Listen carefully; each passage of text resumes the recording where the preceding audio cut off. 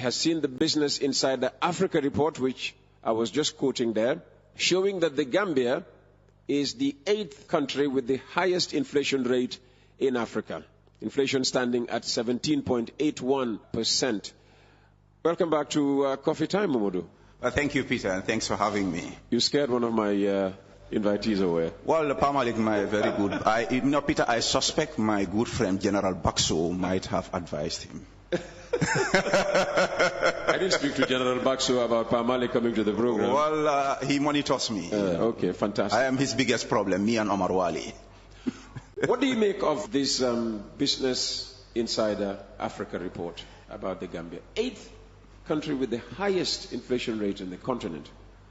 It's quite interesting, Peter, because I've always looked at inflation in the Gambia within the domestic context alone. The furthest I would go in terms of comparative analysis would be Senegal, for obvious reasons, yes, of course, within the same geopolitical location. But Gambia ranking amongst the 10 worst in Africa is a serious indictment on this government. And again, who's surprised? Not me. We've had a fantastic track record of sound macroeconomic management, and we've actually exported macroeconomists to the sub-region to help West Africa. To it, Mamadou Foun Dias, who was at the Central Bank, became director of research training at West African Institute for Financial and Economic Management, one of the finest on the whole continent. That's YFM, huh? YFM, yeah. My good friend, the late Ismaila Jaju, who became director of research at the West African Monetary Institute, WAMI. These were among the finest, Peter, I'm not saying in the Gambia, in the entire sub-region. So for that country to come to a level where we're being listed among the last 10, it's serious, Peter. And by the way, I want to update you. You said inflation is at 17.81. Now it's now 18.4%. July, wow, the latest figure. Because I always make sure I refer to their own database before I talk about their economy, because I don't want to fight the facts. Absolutely. This is what's happening. It's getting worse. Again, Peter, who is surprised? Not Mamadou Sabally. I've been telling Gambians over the past 4 or 5 years, the way this government is running this economy, they're destroying the economy. They're destroying wealth. They're destroying jobs. And this is bad for everybody. Because the thing is about inflation, it's practically the way government steals money from people. Because money has a time value. On average, people would not want to spend all the monies that they earn. They save part of it. That savings, you save it because you earn an interest. So if inflation goes to a level where it overshoots the interest rate, which is happening now, you have negative interest rates. If you're keeping your money in the banks, you're losing money by the day because the value of your money is dropping by the day. Peter, listing Gambia alongside Zimbabwe, that is tragic. Yeah, but there's some distance between them. It doesn't matter. Zimbabwe tops. I mean, one of the finest in the sub-region. Yeah. I mean, Peter, being classed with a country that's well known for hyperinflation, a country whose inflation rates go in the thousands of percent. I mean, like in 2020, Zimbabwe's inflation rate was like 555%. Gambia, even double-digit is scary. And when I was predicting double-digit inflation in this country, some people thought I was crazy. When was that? This is just 3-4 years ago. I said there'll be double-digit inflation in this country. But even for me... Pre-pandemic then? Pre-pandemic, yes. But the pandemic has nothing to do with that. Everything is macroeconomic mismanagement. It hasn't? It has nothing to do with it. Because I was going to say, you have to give them some wriggle room because of the pandemic. I mean, it has hit even big, strong economies. So yeah. What about a small, vulnerable economy like the Gambia? The pandemic also brought us unprecedented low oil prices, and oil as an input in the energy equation, that's huge. So the pandemic cannot be an excuse. I know they've even used it as an excuse to explain away the really horrible performance of our WASC candidates. Everything in this country is explained by the pandemic and Ukraine. Even if I get a call, I can say that's because it's but when it comes to prices, I mean, those two play a major. But I am telling you, there is a plus and a minus. It becomes a zero-sum game. The pandemic disrupted supply chains, but then brought us oil prices, and oil is one of the biggest factors in inflation in this country. Yeah. Oil prices went almost zero, and the government kept the prices up. just to rip off the ordinary taxpayer and use that money to fund white elephant projects that are not directed towards the drivers of the economy. Yeah, but you have to admit that fuel prices have been stable for at least four months in a row now. 4 months only. When they ripped off us for more than 2 years, when oil prices were almost zero, they kept it up there. When the price was next to nothing. What's happening is, Peter, it's macroeconomic mismanagement, it's fiscal expansion, it's corruption, especially procurement fraud, that inflates the prices of government interventions in the economy. What ends up happening? They go and borrow in the domestic market. You borrow in the domestic market, you spend frivolously. What happens? There is too much money chasing too few goods in the economy. Inflation. It's bad, Peter. And of course, since you are here to talk about youth and youth matters mainly, how does this affect the youth of the Gambia? Well, it's about the economy at the end of the day. That's the bottom line for everybody. Unfortunately, this government does not have a plan for the economy or the youths. And this is really bad. And I think it was best captured recently by Khalifa Sallah, Honorable Khalifa Sallah, who actually deserves the title, Honorable. I think it was the DOI conference. Mm-hmm. I heard it played over West Coast Radio. Mm-hmm. When he said this is a government by trial and error, which is really dangerous, and that is the reality. You have an economy that is going south, and you're sitting down watching. And the bad thing is, Peter, I know something about government. I've served in public office. It's not easy running a government. It's not easy managing an economy. You can bring up the best policies with the best intentions, and they will have negative effects. Is that what is happening right now? No, this one is bad policy without good intention. And then you're sitting down and even refusing to acknowledge that you're going the wrong way, and even refusing to come up with better plans to make sure the situation is corrected. So it's government by trial and error. But if you're seeing results, because on one of his press releases, the Governor Central Bank actually expressed worries about inflation. So if you are worried about inflation, there are steps you must take. You must correct your wrongs. But you are not doing that. What this does, Peter, is this economy is highly unstable. If you are an economy that has negative real interest rates, people are not going to save their money in your banks. As a basic classic equation in macroeconomics, savings is equal to investment. There's no magic about this. And that's why I like to quote Ola Rotimi. On the situation in Gambian economy, the gods are not to blame. You don't need to go and gain a Sarah or them self-logy. We are responsible for our situation here. You have negative interest rates. People are not going to save. If you are not saving, you cannot invest. If you expect it from external sources, which is reasonable for a small open economy like the Gambia, no sane investor will come into a country where inflation is shooting towards 20%, taxes are rising constantly, interest rates are low. You are not going. If you don't invest, the economy is not going to grow. If the economy is not growing, there will be no jobs. Already, even before this messy situation, and they can use whatever excuses, things have gone bad, we had a youth unemployment problem in this country. The government had no plan for it. The government, and I've said this before, and I got vindicated when I said that the government does not know the real youth unemployment rate in this country.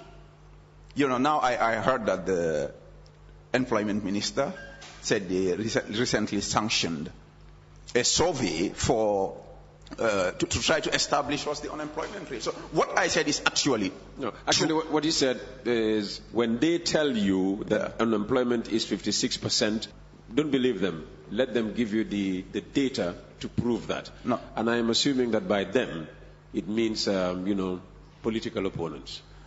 Well, Peter, he also said that they conducted a survey recently. Okay. I listened to this on your own program. So that means up to the time I was saying this, they actually knew they did not have the correct statistics about youth unemployment.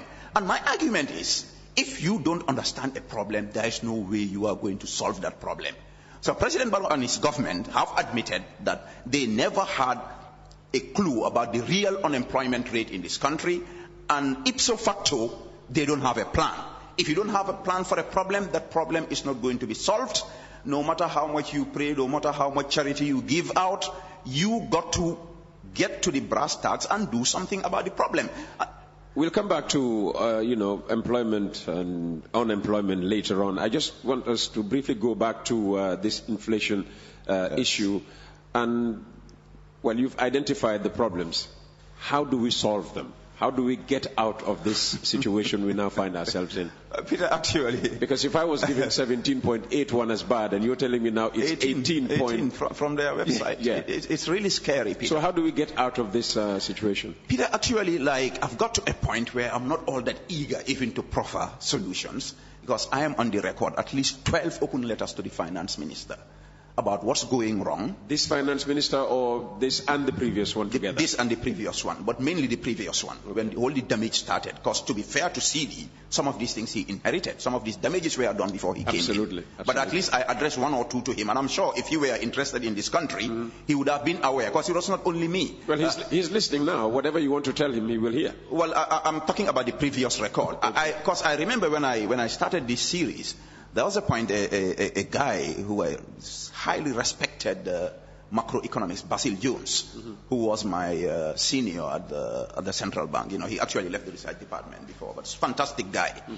He did a similar analysis on their salary increases that Mambu Njai brought here, and the ramifications on the 50% on the economy. Yes, I think this was even before the 50%. Okay. They did 30. I said that was bad. They said, okay, let's make it 50. You know, so I mean, it's not just me. There are other people out there, and I remember this guy, the late Ismail Ajaju, my good friend, may his soul continue to rest in peace, who was then at WAMI as research director. When I started these open letters, one day he met me at LP. He said, "My brother, I'm really happy about what you're doing, because what you're saying is the right thing. These people are not listening." Actually, he bought me pizza that day. But so I've been talking about these things. That was a much younger Mamadou Sabally. This is 3-4 years ago. Was it? Okay. Yeah, okay. You know. I didn't realize that LP was still available 3-4 years ago, because I thought it had folded up. It's always been there. So, Peter, this is simple. It's not rocket science. The basic advice for macroeconomic stability is cut your coat according to your cloth. You should not try to live at a level that you cannot afford. Revenue is equal to expenditure. It's the ideal in macroeconomic management. You don't want to spend more than you're earning. If you do it, what you will do, you will go and borrow in the domestic market, because Gambia, unfortunately, even the international market is becoming tight for them. You go and borrow. When you borrow from the domestic market, what's happening? You are competing with the private sector.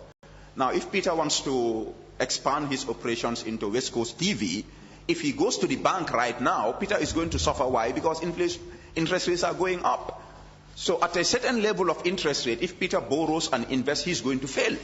But that's because the government is crowding out the private sector. It's not good. But we've seen, unfortunately, a governor central bank telling commercial banks to lend to government. Peter, I've never seen this in my entire career in macroeconomic management in this country. What we know of central bankers is to be prudent, to be cautious, to actually advise government against some of these stops, borrowing excessively, taking loans from them, because we know government is not very good with investing resources. And that's why their own policy thrust is private sector-led growth. Maybe the central bank could get commercial banks to lend to government at, preferential rates. No, they cannot in any normal circumstances. They can't? They cannot, because commercial banks, and this is why the private sector is trusted, because they are not fools. They have investors, they have boards guiding their operations, and they are looking for profit. The only kind of banks, and it's actually what happened, that central banks can influence to lend to government, are banks under their control. And we know of one particular bank who's allegedly giving loans to close associates of the president. I mean, thanks to the central bank's influence, because that bank is under central bank's control. So the point is, beyond that, it's actually ill-advised for the central bank governor to tell commercial banks lend to government. It's really bad practice. In a situation where there's a chronic fiscal deficit, inflation is rising, the central bank should think of how to slam the brakes on inflation. But it's like what they do now, which I find funny. Again, I'm going to ask you how should they go about doing that? Let's propose solutions to the problem. I'm going there. I'm on the record, Peter. 12 open letters, each of them 1,000 words minimum. 12,000 words just summarize it for us. Okay, I'm getting there. Recently I was on Facebook, and I love Facebook. It's my university. I saw some news outlets. They came out with Russia. I think what Russia is doing monetary easing. right now, allowing... What's monetary easing? It's like bringing down your interest rate so that banks can lend and investors can invest for the economy to grow. And I thought that was very interesting, because last time I heard that term, I think it was when I was at the central bank. But there's another country, I forgot which one, that actually, I think it's China. I think it's China. China that brought up their interest rates. These are big countries. To control, and I found it very interesting, because it was a long time when I last saw some of these, monitored this, China raising up interest rates to control inflation. So basically what the government needs to do is to reduce expenditure. If they can reduce expenditure, they will borrow less. How? Cut down on travels? Because that's one of the biggest spending areas of government, unfortunately. Actually, our public officials travel a lot. I think they do, Peter. And no, it's a statement I'm making. They travel a lot. No, I'm not. I mean, we have friends. Every week, somebody's telling us, I'm going here. It's actually more commensurate with $60,000. No, sometimes their tickets go up to $500,000. Yeah, I know. Business class. I'm just going as low as. But it is still a drop in the ocean compared to what's happening in the areas of procurement. That's the biggest damaging weapon. That's the weapon of mass destruction in our economy. Procurement. Horrible procurement fraud in this country. So the whole idea of having GPPA isn't working. The purpose has been defeated. Oh dear. And you can see signs of it on the newspapers already. Yeah, absolutely. And the government itself trying to water down procurement regulation when it comes to sensitive issues like petroleum. How is it doing that? How is it watering down procurement for petroleum? They took a paper to cabinet to water down the controls of procurement for fuel procurement. And I spoke about this. Unfortunately, most people didn't even listen to it, because I know this is very serious. I know the key players in the petroleum industry. I know their connections with the powers that be. So procurement, especially heavy infrastructure like roads, government buildings and stuff like that, I think this is where we're losing money in the millions of dollars. One, I think the government, we can understand, Peter. Before election, African governments will go lay foundation stones, build new infrastructural edifices and stuff like that. And we know, at least the time I was doing this macroeconomic analysis, if you look at any African country, immediately the year after elections, you see inflation shooting up. Because inflation, fiscal expansion has a lag effect.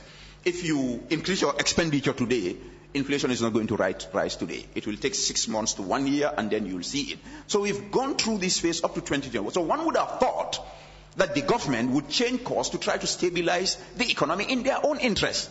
But no, they're still going on this, what we call a fiscal binge. If they don't cut expenditure, this inflation problem is going to continue. Peter, I think last year by this time we had problems with foreign currency deposits. And the government central foreign currency from their own foreign currency denominated accounts. And but for me they were scared because the dollar was depreciating at a rapid rate. But that was just a symptom. The problem is in the fiscal sector.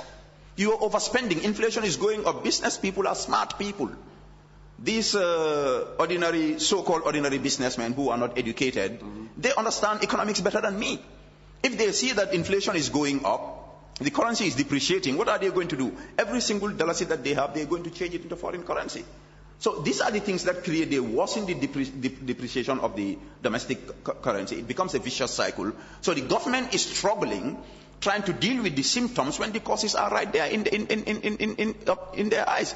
Government should cut down spending so that they can cut down borrowing, so that they can bring down the tax rates on the poor businesses in this country. Small SMEs are failing at a very rapid rate in this country, and it's partly because of these high taxes.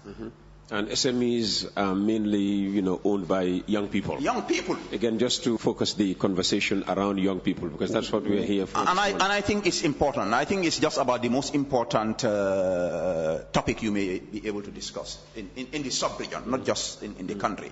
Peter, I said this on my Facebook recently. Macroeconomic instability breeds political instability.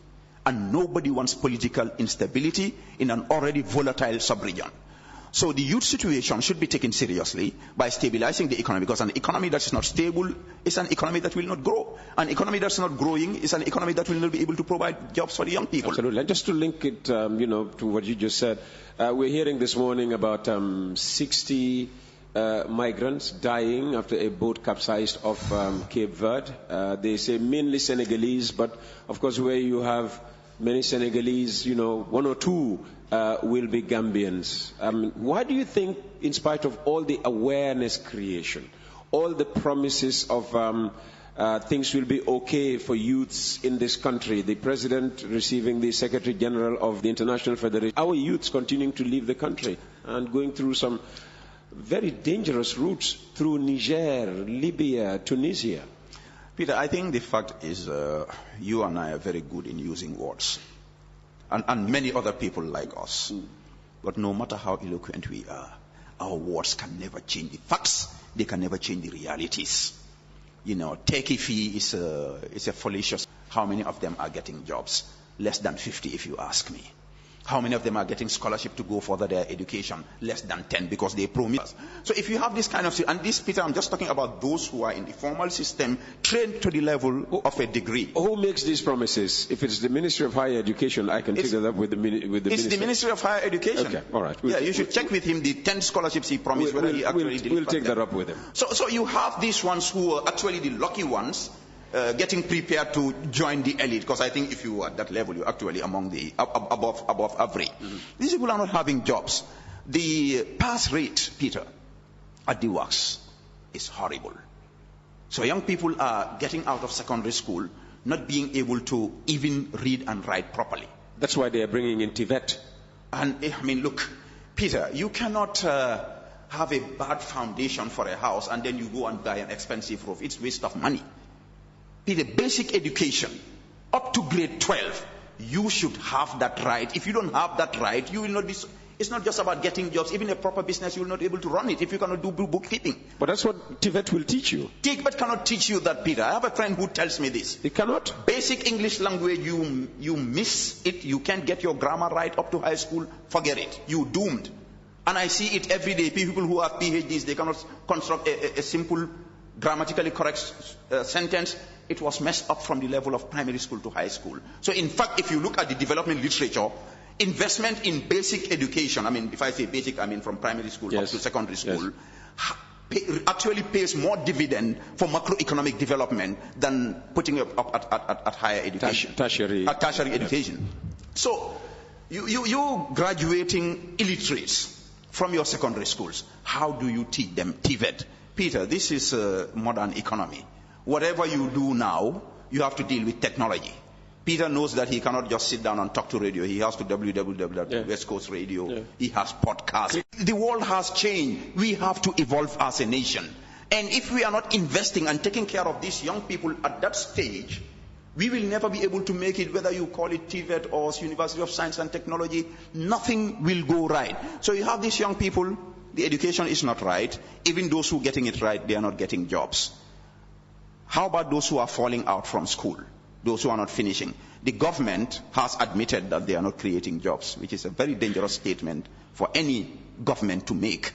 And if I were President Barrow, I would fire the employment minister, just like Jammeh once fired a finance minister who said they Well, he didn't just limit it to the Gambia. He said governments don't create jobs. They create the enabling environment. Peter, actually, that's false. For job creators. That's actually false. Governments do and should create jobs. It is their responsibility, especially if you are in a small open economy where the government is the biggest player when it comes to the formation of gross domestic product. It is their responsibility. If they are reneging on that responsibility, I think the young people in that hall should have asked the employment minister to resign.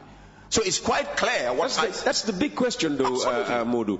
The young people who get talked to, do they understand what they are told? Do they think about, what they hear? There are two. You are not talking about drug abuse. You are not talking about this illegal migration. You will not even mention the word deportation. You are not sincere. You are not honest. And this will catch up with all of us. Back to the issue, Peter. Unemployment, government, one, like I said, if you don't know the problem, You cannot solve it. They don't know the real unemployment rate. They don't have plans. And this should be President Barrow's #1 priority. Because all this thing about going back way. Well, he has said youths are his priority. Well, it's lip service. We know it. You come and tell us we are creating 150,000 jobs last year. This year you come and tell me. So we know you are not serious about it. If President Barrow is serious about youth, creating employment for young people, after announcing his target for 150,000 jobs, the next speech he mentions this, he will say, okay, this is the number of jobs I've created. Yeah. Situations are not perfect. And it's been well over a year since they enunciated that for the first time. More than a year. So this shows that President Barrow actually is not interested in helping the young people of this country. He is not interested in creating jobs for the young people of this country. And this is part come here and say that these young people don't have a reason to go back way. If President Barrow is listening, I want to tell him that it's not only these out of mainstream youths who are leaving the country. Even educated Gambians, highly qualified, who are employed, are leaving this country en masse, going to Europe, going to America, to take up menial jobs because of the level of remuneration in our job market here. So this is a very complex problem, Peter. And I want to spend some time on the issue of young people going back way. Since they are listening, Peter, I think it's an obligation on some of us to advise them against embarking on these dangerous journeys. Right, I'm all for travel. I remember very well, I'm on the record on Standard newspaper when Jammeh said young people should not travel. I came out and said young people should travel, and nobody should and can stop them from traveling. But we are saying, if you want to travel, travel safe for God's sake. There is no amount of wealth expected that you will get in from Europe or America that will be able to compensate the value of your life. The trauma that's inflicted on parents, on relatives in this country, I think is too much. So I think young people should definitely rethink. They should rethink this idea of taking this dangerous back way. And what happens, Peter, I'm well connected with the youth of this country, at home and abroad. I get calls, I get messages on Facebook, on WhatsApp, about their situation. Most of them, they go up to Niger, they run out of cash, they cannot continue, they call on their parents. Peter, some of these parents, they don't want these young people to go back way. But once they get to that situation, it's like blackmail. I have a friend who is in that situation. You see, I have one too. Yeah. So it is wrong to say that young people of this country have no reason to go back way. Peter, I know a lot about these things. I have a video in my phone right now. Young Gambians in Niger, in their hundreds, who were driven away from Tunisia. I'm sure you were aware about the crisis in Tunisia. They were driven to Algeria. The Algerians also took them to the border with Niger and just dumped them there. The guy told me, he showed me the food they are eating. Peter, if you look at it, you'll cry.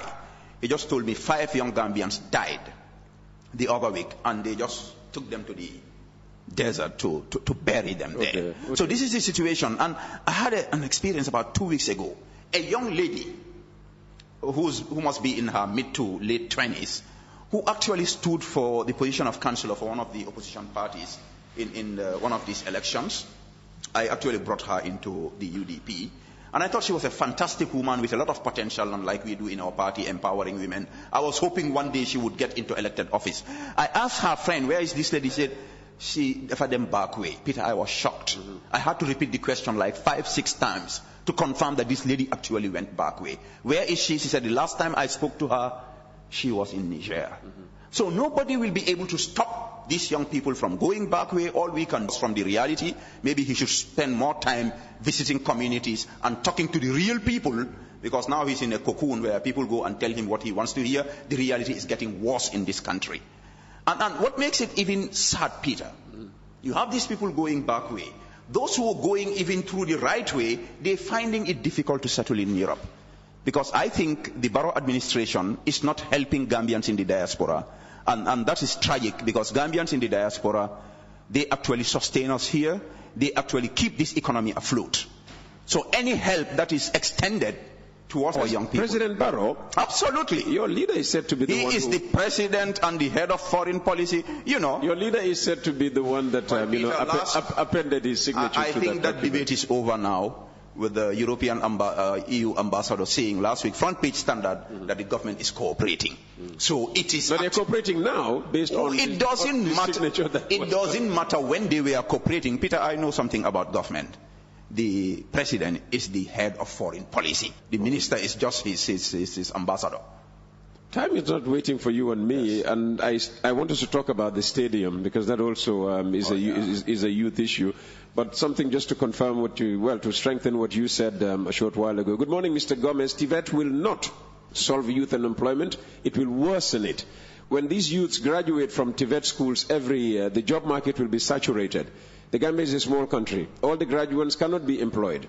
If there are mechanics, welders, electricians everywhere, they will just basic by setting up industries, as this text is suggesting. Absolutely, setting up industries, maintaining the few that we have, and stopping selling our critical assets like the bridge. Just putting it up in order to access money that they cannot access in that kind of quantity, in order to do other, losing control over strategic national asset like the Senegambia Beach for 25 years. That's a whole generation, Peter.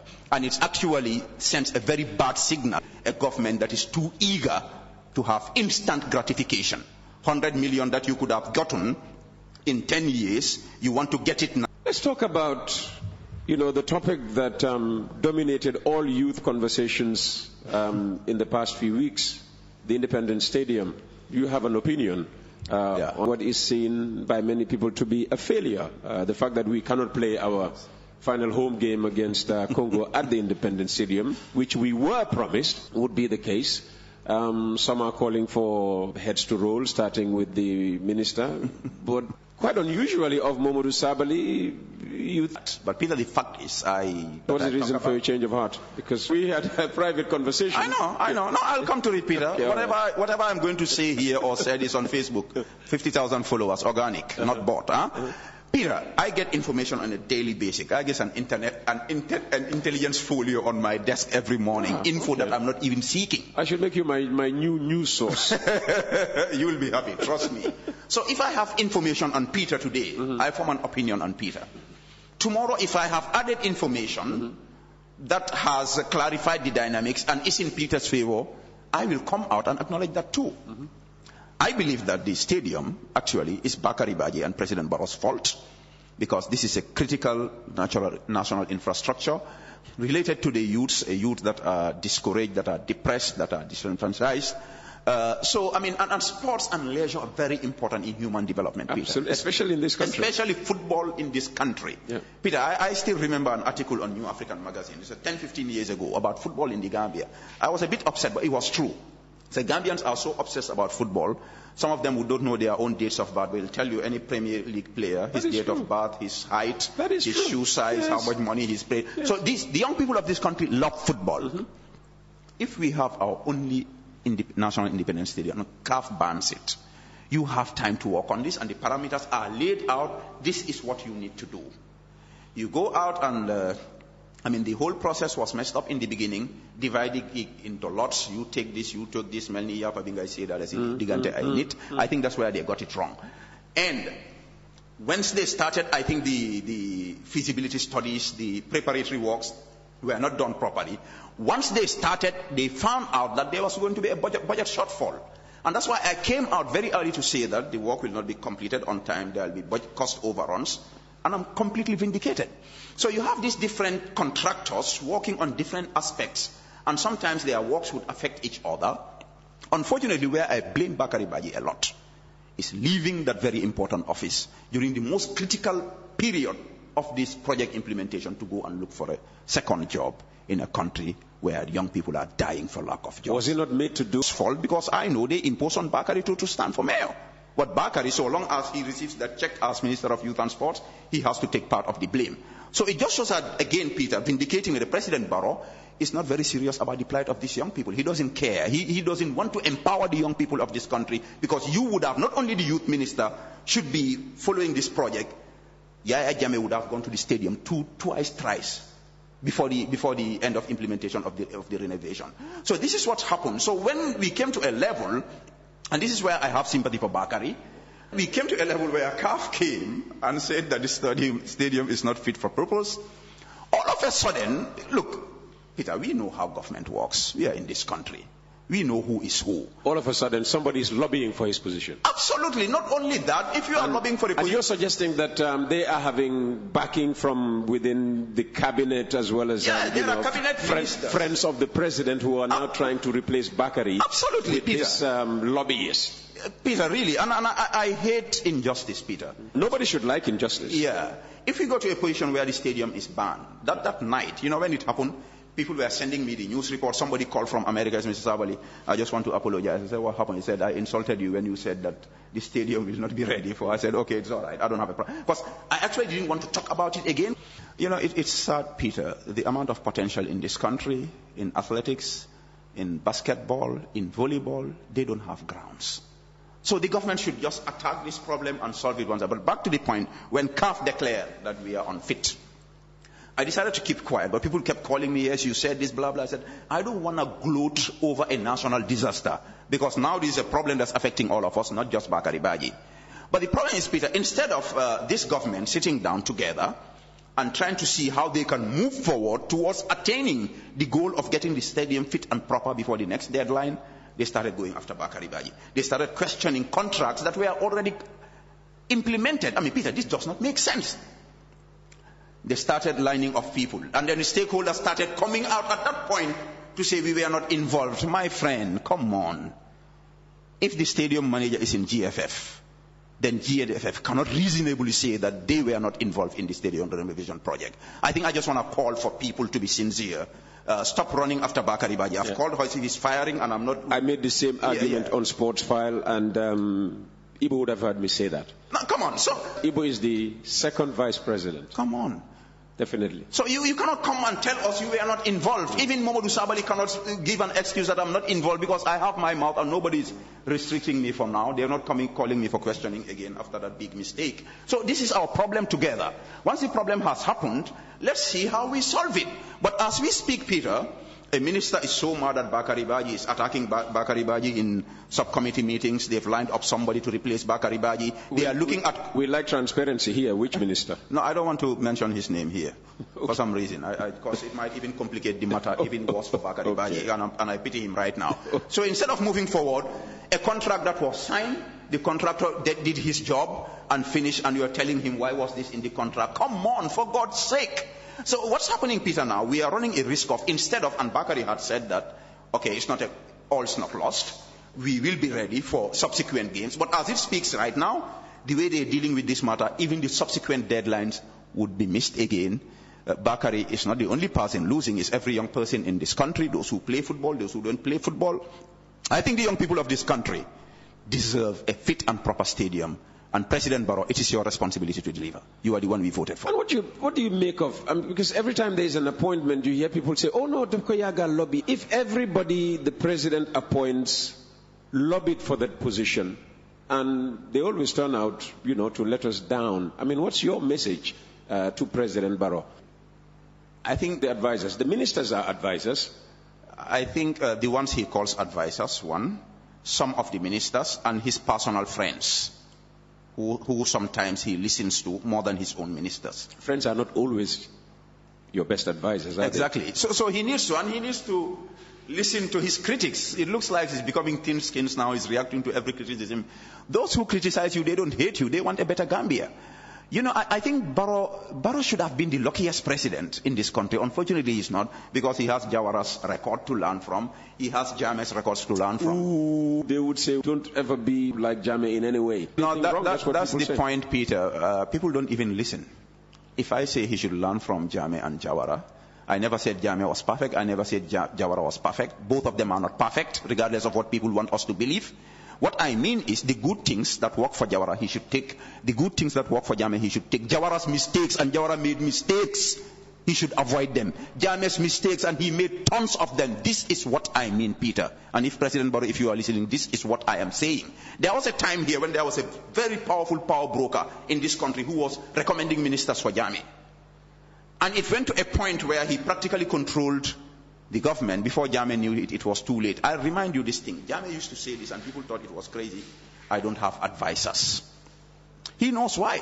Because those you rely on to advise you are the people who will be pinpointing their friends and close associates to implant them in your cabinet so that they can give them contracts that they don't deserve, so that they can employ their family member. This is what's happening. I know this lobbying thing, I've heard about it, at several levels, and really it's really sad. They don't just lobby, they try to go after the occupant of the office, try to destroy him so that he can be kicked away and they can come in. I mean, karma is real, Peter. I mean, Einstein's or Newton's law of motion is real. Every action there is come on. So, but it's Barrow's responsibility to be a little bit more careful now. I think when he appointed his new cabinet, a lot of people were clapping for him. But look at what's happening. And Barrow knows more than me what they are doing. When it comes to implementation in their ministries, they will come and tell you we have policy X, policy Y, results no. But they are building their mansions in their villages and at Bruford Heights. And and Barrow knows this thing. He will not say he doesn't know it. So look at these things properly. A minister tells you we are not supposed to create employment for youths, but that minister pushes back door a salary increase that's unprecedented for cabinet ministers. Why can't you look at these people, reliable people to help? But the salary increase for cabinet ministers was there long before the declaration about government not creating employment. That's what I'm saying. Was made. But it was pushed by that same minister. Was it? You increase your salary, but you say it's not your responsibility to create jobs. No, he was not in cabinet at the time. He was. Peter, I know what I'm talking about. I'm well informed about what happens in this country. You remember this is not his first appointment. Peter, I know this country. Finally, because we're already, into somebody else's time. Yes. You spend a lot of time talking to young people of this country. Yes. Addressing them from the West Coast Radio studio this morning, what would you like to tell them vis-a-vis the situation of the country, whether it's economic, social, sporting, or whatever, as it directly affects their lives? How many minutes do I have, Peter? Because I'll give you 5. I can talk about this for the rest of the I know, I'll give you just 5. Take not more than 5, please. Well, thank you. Because actually I was supposed to address, I have this Sabally Leadership Academy, summer jam that we do every Thursday. No, we'll bring you in. No, I know why especially on Sabally. Everything I say is relevant, yes. Peter. I was supposed to address them on Success today, but we have a guest. So this is my opportunity to address, because I thought it was time for me to speak again. Yeah. We have a situation where you have a president who does not care about your welfare, who is not interested in getting you the right education in this AI power. You don't have an excuse to be a failure in your life. Whatever opportunities are here, no matter how limited, get an education. You want to be a doctor, get into university. You want to be a leading public servant, get into the university. You're not interested in that, go be a plumber, go be a tailor, go be a mechanic. Whatever you do, if your heart is in it and you are well built for it, on purpose, you will be successful no matter the heap of obstacles that will come your way. With faith, determination, perseverance, God will turn those obstacles into stepping stones for you, just like He has done for me and many other people. The young people of this country need to change their attitude. The attitude is really bad. Sometimes even those who you want to offer employment, when they come the way they behave, really it's not encouraging for many employers. If you go into business also, sometimes your own attitude could be your own obstacle towards getting customers, towards retaining customers. I think young people need to build the habit of hard work regardless of where you are. If you are into football, do the Jato Cisse. Go and run 2 hours at the beach before you go to Walidan training camp. You can do it. It's not rocket science. You see Messi scoring those goals and you think it's easy. Zidane, do you know how many hours Zidane plugs into his training? So young people need to adopt this ethos of hard work, of patience, of persistence, of patience. And Peter, I want to emphasize that. You think Peter Gomez is popular, you want to compete Peter Gomez, for God's sake, look at his track record. Where did he go? Education, where did he work? What obstacles came into? And Peter and I know, and this is important. If it means adding 2 minutes, please do. Young people being in the public service, some boss, they are born there, oppressing me. Ask Peter what happened to him at Radio Gambia. These things I told a young person, he was working for an international organization, I do a lot of work, my bosses don't give me credit. I said I did that for 10 years at Central Bank, and I got nothing out of it. But the day I became Secretary General, head of the civil service, Jammeh knew he had a Secretary General, and he will never ever forget that. So these things are all part of your training, but you must be patient, you must be persistent, you must have faith, you must respect your mentors, you must respect your bosses, you must respect your elderly people. This is very important. You must be patient. Rome was not built in a day. You want to go to Rome to get a job, there are unemployed young people in Italy. In the United States, there are homeless Americans with American passport. You are rushing to go marry somebody, get a passport. There are people there without jobs. Your attitude matters. You want to travel, get a skill for God's sake. In Eastern Europe, they're looking for accountants, they're looking for tech-savvy kids. In Italy, I know a young man who's working in a factory that makes suits. You want to travel, please first get a skill here. These Tubabs are not fools. They want good people who can contribute to their economy. If you want to go to Germany to get involved into drug peddling, the Germans will send you back. And I'm not saying all those being sent back are being sent back because of that. And I disagree with President Barros's advisor who said these people being deported are criminals. No, they are not criminals. Most of them are actually law-abiding. What I'm saying is your chances of being successful in your migration process are enhanced if you are traveling with a skill, if you are traveling with some kind of certification.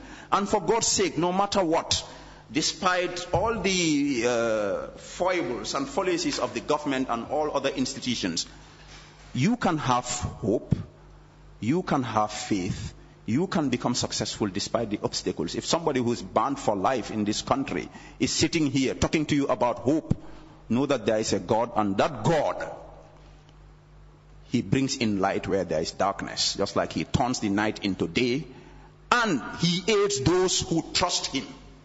He feeds the birds in the air.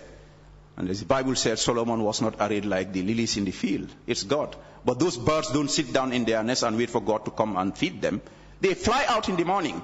I think attitude. Mamadou, thank you very much for coming. Thanks for having me. The next time we have you here, we'll be talking about the Sabally Leadership Academy. Thank you. That's Mamadou Sabally, a renowned Gambian economist who has Gambian youths at heart. You've been listening to Coffee Time with Peter Gomez. We're back tomorrow with the week's final edition. Thank you for listening.